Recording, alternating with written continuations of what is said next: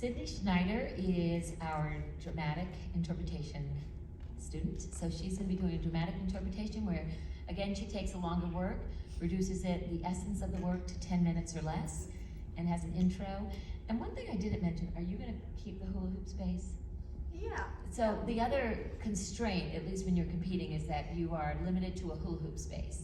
So not only are they doing multiple characters, but they're doing multiple characters within a combined circle of space. So without further ado, Sydney Schneider.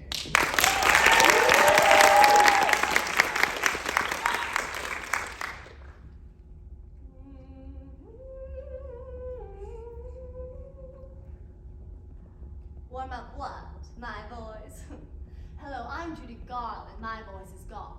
I just cracked my way through for an hour, waved my arms around in that Garland way, and hope nobody hits me with an ashtray.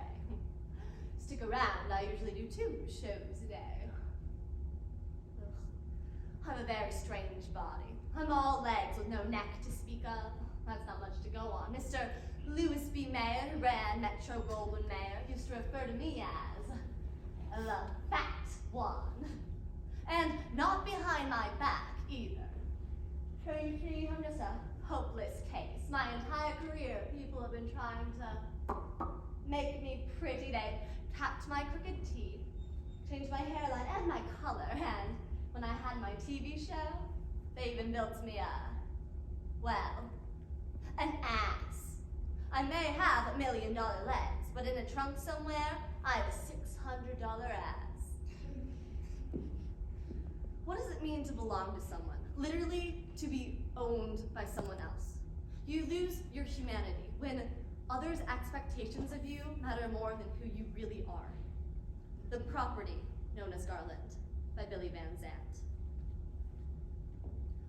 I do what they tell me. I'm conditioned. Back at Metro, my primary function was to work. As long as I worked, the studio's investment in the property known as Garland paid off. If I got fat, I couldn't work, and therefore I could get fat. Take a good look at yourself, Judy. Now look at that big, fat clothes dummy. Which one do you want to be? A big, fat dummy? Or a star? I want to be a star. Good girl. From now on, make sure she gets nothing but chicken soup in the commissary. And that's what they gave me for 13 years. Now, even the sight of chicken, instant throw up. 2 months after I signed with Metro, Daddy went to the hospital with what turned out to be spinal meningitis now. I didn't know how bad it was, or I would have spent every second by his side. But Mother, the real wicked witch of the West, didn't tell me. You go do your radio job now, Judy. But Daddy! Never mind, Daddy. We don't let MGM think we're difficult now, do we? My Mama! Get in the car! Right before I went on air, I got a call saying they were placing a radio beside Daddy's bed. And right then I knew Daddy was dying. And I went on and I sang for Daddy for the last time.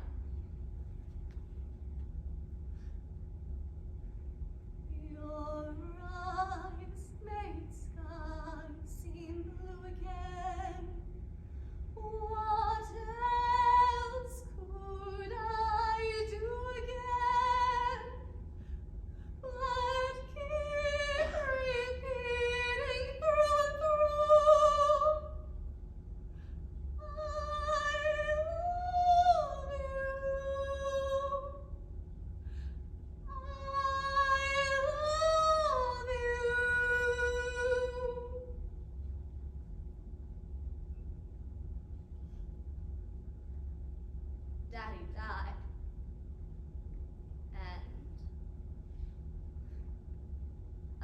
one to fight for me.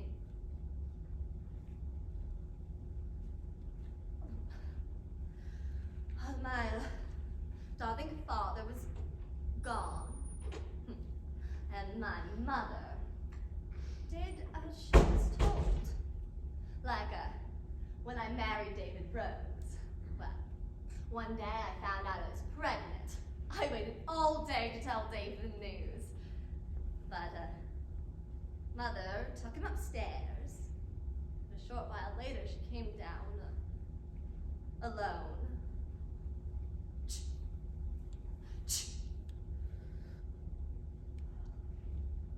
Now, Judy, this baby, you cannot have it. Why not? It's mine. I want it. You don't seem to understand. Mr. Mayor thinks it's a bad idea, and I do too. It's my life. Not as long as you work for MGM, it isn't. David won't let you do this. David?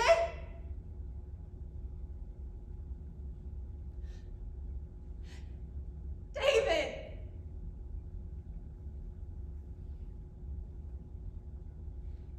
You have no idea the power of the studios back then.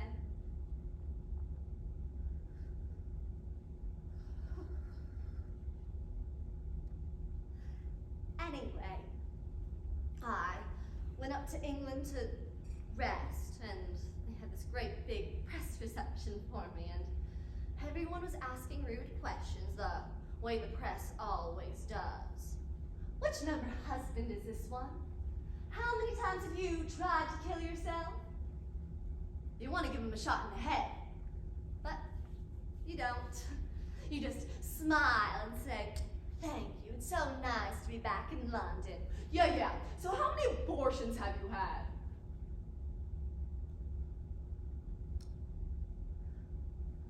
This one woman from the press came over. "You look marvelous." She was so sweet to me.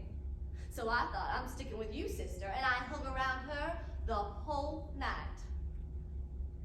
The next day I wake up and I see she has this great big 4-column article, and in big bold letters it reads, "Judy Garland arrives in London.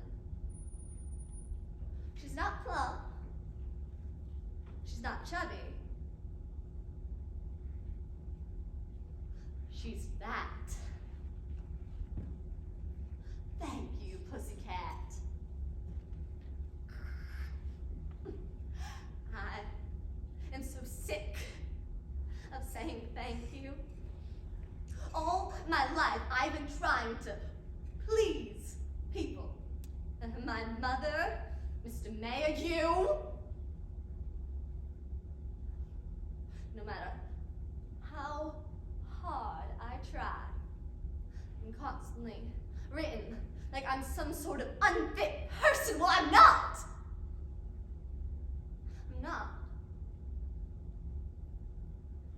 I'm not some sort of joke. Yet people think I'm either a drunk or a drug addict or it's a goddamn wonder I'm not. But I'm not. I'm just me. I'm loved. I am loved. And anyone who says I'm not, how many deaths do I have to die for you people?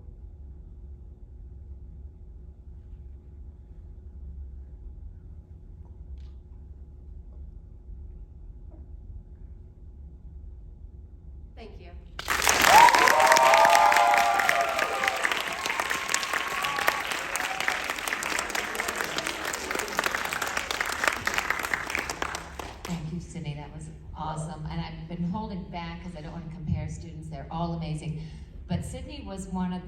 few students in the history of Chantilly with just straight ones, where every judge who saw her gave her a 1, so, which is first place.